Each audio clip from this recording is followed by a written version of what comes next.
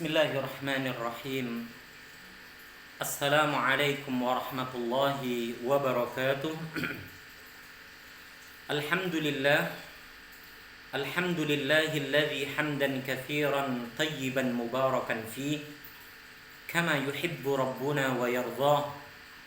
Ashhadu an la ilaha illallah wahdahu la syarika lah wa ashhadu anna Muhammadan abduhu wa rasuluhu la nabiyya ba'dah.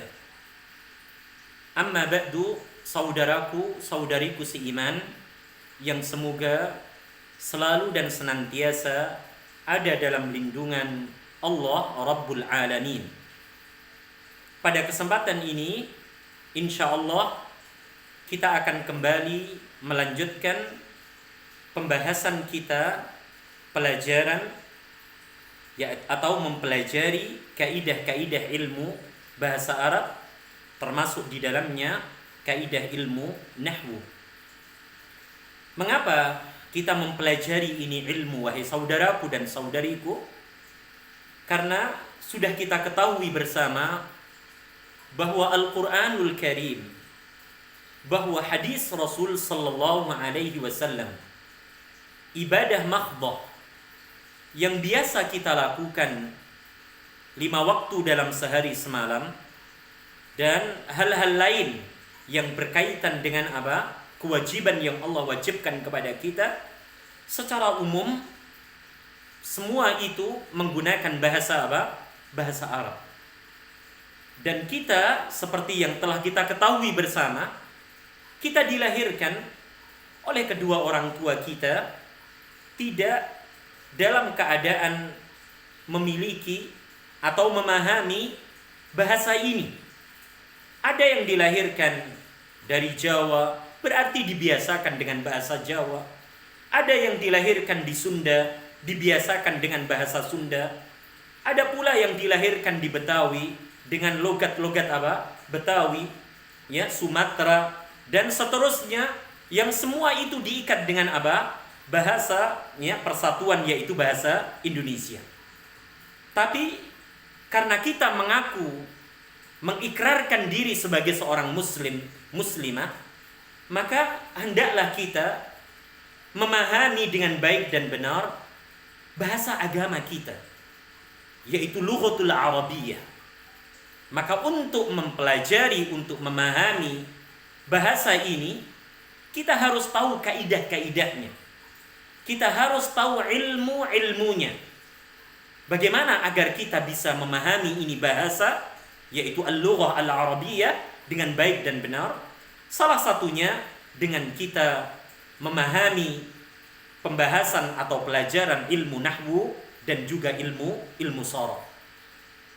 Yakinlah wahai saudaraku dan saudariku seiman, jika ini semua kita niatkan semata-mata karena Allah, semata-mata karena mencari keridhaan Allah, semata-mata karena ingin menjadi seorang muslimah yang sebenar-benarnya, yang sebaik-baiknya, maka yakinilah ini semua akan bernilai kebaikan untuk dunia kita dan untuk akhirat agama kita.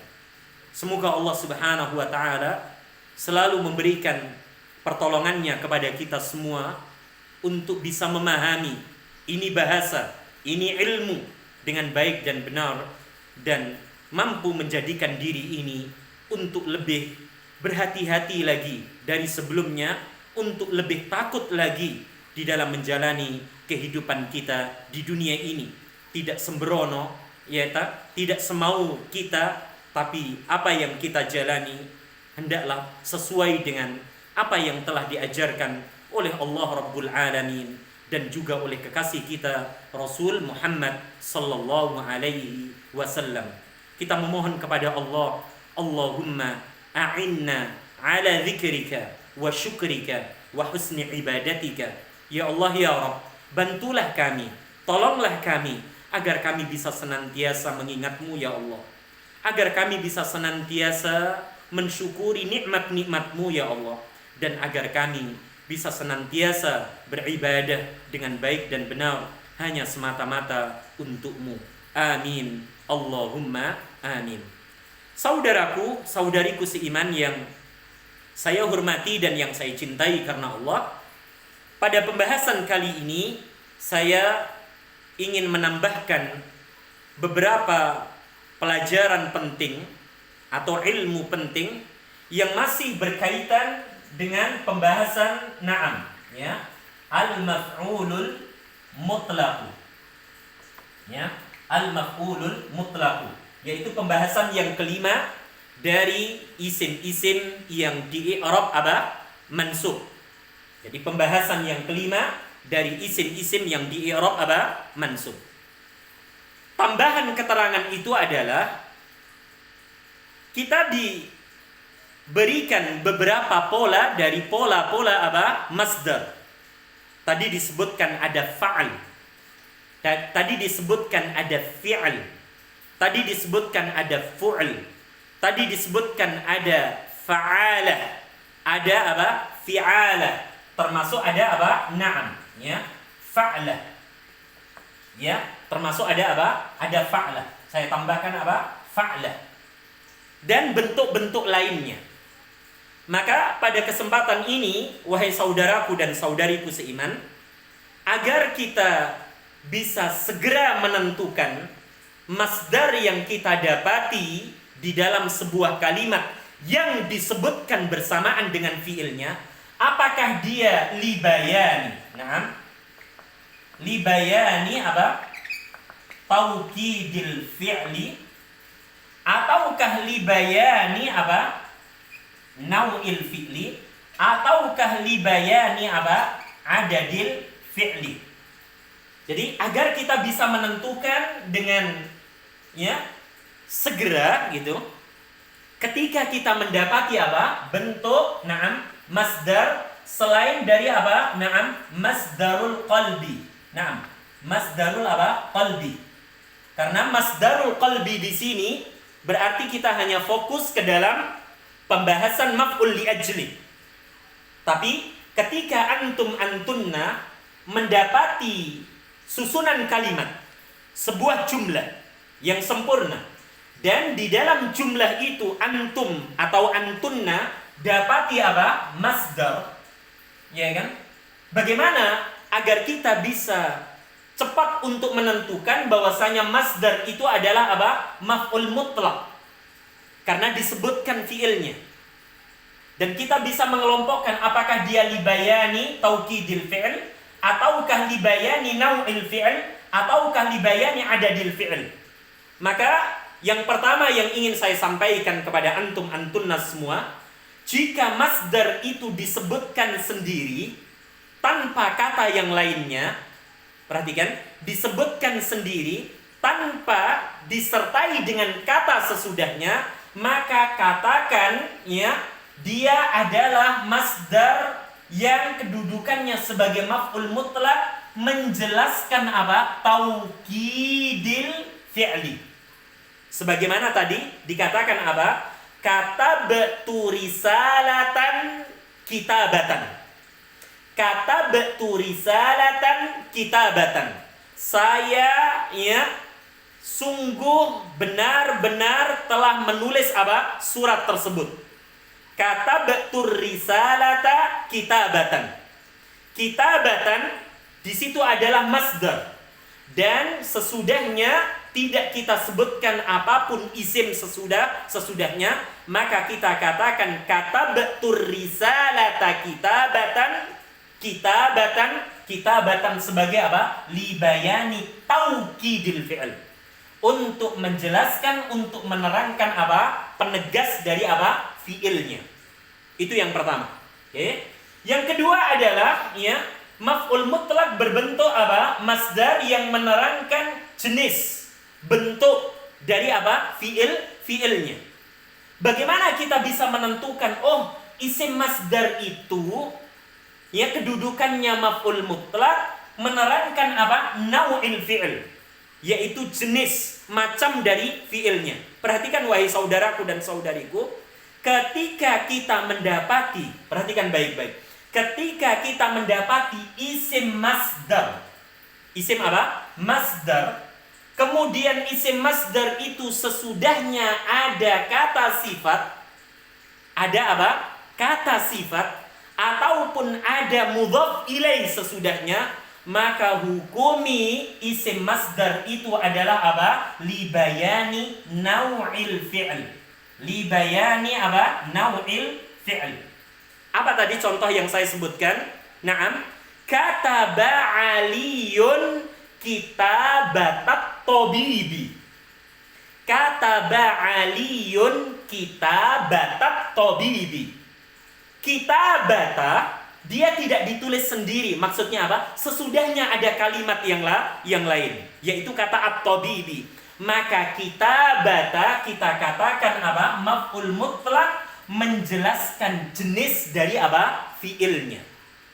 Begitu pula misalnya tadi contoh yang disebutkan, ya, darabtuhu darban qawiyan. Darabtuhu darban qawiyan. Saya memukulnya, ya, dengan pukulan yang begitu kuat. Di sana ada kalimat apa? Darabtuhu darban. Perhatikan, darban adalah masdar. Dan sesudah isim masdar itu di sana disebutkan kata qawiyan sebagai sifat. Maka darban di sana adalah maf'ul mutlaq, menjelaskan apa? Jenis dari apa? Fiilnya. Jenis dari apa? Fiilnya. Kemudian yang terakhir, bagaimana kita bisa menentukan isim masdar itu yang menerangkan adadul fi'li? Menerangkan apa? Adadul fi'li, bilangan dari fiilnya. Maka di sana dikhususkan, yaitu dengan apa? Menggunakan pola apa? Fa'lah. Menggunakan pola ini wahai saudaraku dan saudariku. Ya. Jadi ketika antum antunna, ya, mendapati isim masdar dan isim masdar itu menggunakan pola fa'latan. Apa? Fa'latan. Baik sesudahnya ada kata ataupun tidak ada kata, maka kita katakan dia apa? Sebagai maf'ul mutlaq, ya, libayani adadil fi'li. Perhatikan contohnya, wahai saudaraku dan saudariku seiman. Di sana disebutkan misalnya kata, yaitu apa? Sebagai, ya, penjelas bilangan, adad. Darabtu darbatan, ya. Saya memukul sekali pukulan, darbatan. Nazartu nazratan, saya melihat sekali apa? Ya, lihatan, ya, sekali melihat. Akaltu aklatan, ya, saya makan satu kali apa? Naam, suapan. Jadi baik dia ditulis sendiri seperti kata apa tadi? Darabtu darbatan, nazartu nazratan, naam, darbatan. Kemudian apa tadi? Naam, nadharatan. Atau misalnya apa tadi? Naam, aklatan, ya. Baik dia ditulis sendiri tanpa ada kata sesudahnya, atau ada kata sesudahnya yang menunjukkan arti apa? Bilangan, maka dikatakan dia maf'ul mutlaq libayani adadil fi'li, untuk menjelaskan apa? Bilangan dari fiilnya. Jadi ini saya terangkan agar antum dan antunna ketika harus menentukan, ya kan, kedudukan kata di dalam sebuah kalimat, antum langsung segera bisa apa? Ya, menghukumi, oh, dia kedudukannya maf'ul mutlaq. Ya, dia menerangkan apa? Ya, sebagai taukidul fi'l. Oh, dia menerangkan sebagai nau'ul fi'l. Oh, dia menerangkan adadul fi'l dengan keterangan-keterangan yang tadi telah disampaikan. Yaitu apa tadi? Taukidul fi'l, ya, sesudah apa? Masdar tidak disebutkan apa? Apapun sesudahnya, dan dia tidak masuk ke dalam apa? Pola ini. Sedangkan nau'ul fi'l, ya, disebutkan, ya, bentuk mudhaf ilaihnya ataupun bentuk apa? Kata sifatnya. Sedangkan untuk, ya, bilangannya, maka dia menggunakan pola apa? Fa'latan. Menggunakan pola apa? Fa'latan. Itu yang pertama yang ingin saya tambahkan. Kemudian yang kedua, wahai saudaraku dan saudariku seiman, disebutkan oleh penyusun di halaman 144 tentang, ya, masdar untuk maf'ul mutlaq terbagi menjadi dua. Jadi bentuk masdar dalam pembahasan maf'ul mutlak ini ada dua. Yang pertama kata penyusun yaitu apa? Ya, terkadang ya dari lafadz fi'il itu sendiri, yaitu apa? Masdar lafziyun. Ya, masdar apa? Lafziyun. Oke, saya hapus terlebih dahulu. Jadi masdar untuk maf'ul mutlak terdiri dari apa? Ya, dua pembagian. Yang pertama adalah masdar lafziyun. Lafziyun. Apa yang dimaksud dengan masdar lafziyun? Yaitu isim tersebut sama ya dengan apa? Fiilnya. Maksudnya sama di sini, tidak ada perubahan sama sekali. Ya, perubahannya hanya dari fiil ke isim saja. Contoh misalnya kata kataba. Kataba bentuk masdarnya apa saudariku? Naam, ya. Kitabatan. Kitabatan. Ya. Atau misalnya kata jalasa. Naam, ya. Jalasa, ya, bentuk masdarnya apa? Jalsan. Ya kan? Jalsan ataupun apa? Julusan. Julusan. Atau misalnya di sana kata qara'a. Naam, qara'a. Qara'a bentuk masdarnya apa? Naam. Ya, qira'atan. Nah, perhatikan baik-baik. Kitabatan, jalsan, julusan, qira'atan adalah apa? Sama dengan fiilnya. Sama apa dengan fiilnya. Beda dengan misalnya kata ya jalasa. Ya, jalasa, tapi saya ambil bentuk masdar dari apa? Ya, fiil yang sama artinya dengan jalasa. Misalnya apa? Qa'ada. Sehingga apa? Qu'udan. Qu'udan. Ingat, qu'udan di sini wahai saudaraku dan saudariku adalah bentuk masdar dari apa? Dari qa'ada. Tapi dia bentuk apa? Masdar ma'nawi. Jadi ada masdar lafziyun dan ada masdar ma'nawiyun. Ini yang pertama. Yang kedua adalah apa? Ma'nawiyun. Ma'nawiyun. Jadi ada masdar lafzi, lafadznya sama. Seperti apa tadi? Kitabatan dari fi'il kataba, jalsan julusan dari fi'il jalasa, qira'atan dari fi'il apa? Qara'a. Sedangkan qu'udan di dalam bahasa kita artinya duduk. Ya, jalsan julusan artinya juga duduk. Tapi saya menggunakan fiilnya apa? Jalasa. Atau misalnya apa? Kata qara'a. Oke, perhatikan baik-baik. Kata qara'a. Qara'a, saya ambil masdarnya adalah apa? Tilawatan. Tilawatan. Oke, perhatikan baik-baik. Tala yatslu, qara'a yaqra'u, ya. Maknanya sama, yaitu membaca. Ya kan, maknanya apa? Sama. Begitu pula jalasa, qa'ada artinya juga apa? Duduk.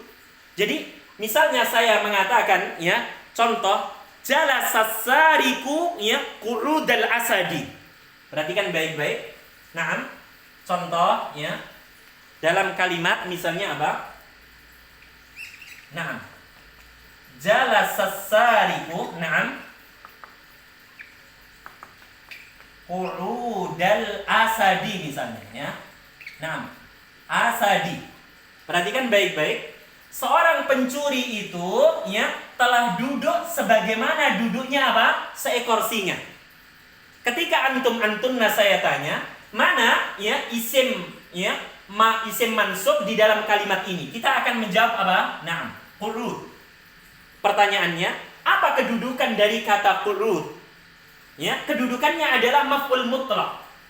Ya, maf'ul mutlak. Mengapa dia dikatakan maf'ul mutlak? Karena dia adalah apa? Isim masdar yang menunjukkan arti apa? Ma'nawi, masdar ma'nawi yang disebutkan bersama fiilnya. Jadi, seorang pencuri itu telah duduk sebagaimana duduknya seekor apa? Seekor singa. Jadi, jalasa dan qa'ada sama maknanya. Maknanya sama, maka disebut qu'ud di sini adalah apa? Masdar ma'nawi. Beda dengan masdar lafzi, jalasa sariku julusal asadi. Seorang pencuri itu julusal asadi, telah duduk sebagaimana apa? Duduknya singa. Ya, katabal waladu ad-darsa kitabatat tabibi. Kitabata sama dengan kataba fiilnya. Ya kan? Begitu pula contoh yang lainnya misalnya. Ya, tolong diperhatikan wahai saudaraku dan saudariku seiman. Naam, di sana ada kata misalnya qara'a, naam, al-waladu, naam, al-Qur'ana, naam, tilawatan apa? Tilawatan hasanah. Hasanatan. Perhatikan baik-baik. Qara'al waladul Qur'ana tilawatan hasanatan. Kalau antunna ditanya, mana isim mansub di dalam kalimat ini? Al-Qur'an dan tilawah. Al-Qur'an sebagai maf'ul bihi, tilawah sebagai apa? Maf'ul mutlaq. Naam. Mengapa dia sebagai maf'ul mutlaq? Karena isim masdar yang i'rabnya mansub disebutkan bersama fiilnya. Maksudnya apa? Sama dengan makna apa? Fiilnya. Jadi sekali lagi, masdar dalam pembahasan maf'ul mutlaq terdiri dari apa? Dua istilah. Yang pertama adalah masdarul lafzi. Seperti kata apa tadi? Qara'a qira'atan, jalasa jalsan julusan, kataba kitabatan. Kitabatan, qira'atan, julusan, jalsan, ya kan? Itu adalah masdar lafzi. Lafadznya, penulisannya tidak jauh dari apa? Fiilnya. Sedangkan masdar yang kedua adalah masdar maknawi. Yaitu apa? Bentuk isim masdar tapi maknanya sama, artinya sama dengan apa? Fiilnya. Seperti kata apa? Qara'a, ya kan? Dengan tilawah. Tilawah artinya membaca. Qara'a juga membaca. Jadi saya mengambil dari masdar fi'il yang lain, tapi fi'il itu memiliki apa? Makna yang sama, arti yang sama. Begitu pula dengan kata jalasa dan qu'udan. Qu'udan diambil dari qa'ada. Qa'ada dengan jalasa arti makna dalam bahasa kita sama, yaitu sama-sama apa? Duduk. Semoga tambahan ini wahai saudaraku dan saudariku bisa kita pahami dengan baik dan benar sehingga kita bisa segera ya memahami materi yang kelima dari isim-isim yang di i'rab mansub ini dengan baik dan benar tanpa kita mendapati kesukaran.